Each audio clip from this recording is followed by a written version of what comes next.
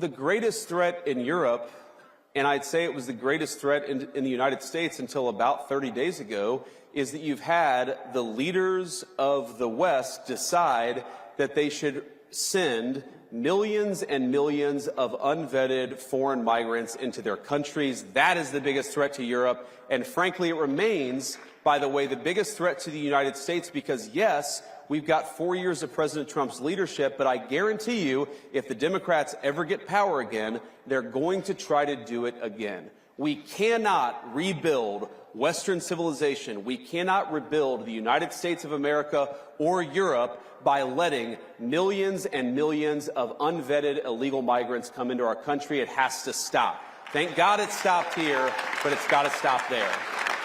And a related issue, Mercedes, is you can't just stop it. You have to allow European peoples, and of course the American people too, to raise issues about it. Right. You have to allow free speech to debate this stuff. You have to stop doing things to the populations of the world. You've got to give the populations of the world the opportunity to speak up and say, no more of this BS. We want borders. We want sovereignty. We want to be able to speak our own mind in our own country.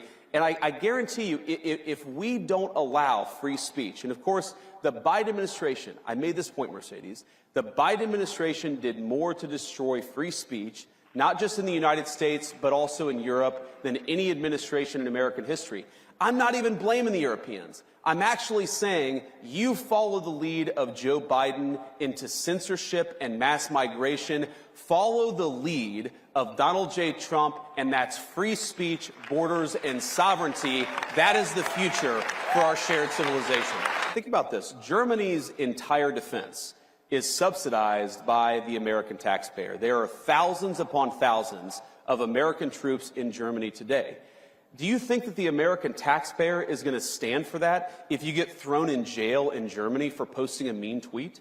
Of course they're not, right? So the point that I try to make to our European friends, and I think that there are friends, I believe that, I know President Trump does, is that friendship is based on shared values. You do not have shared values if you're jailing people for saying we should close down our border. You don't have shared values if you cancel elections because you don't like the result, and that happened in Romania. You do not have shared values if you're so afraid of your own people that you silence them and shut them up.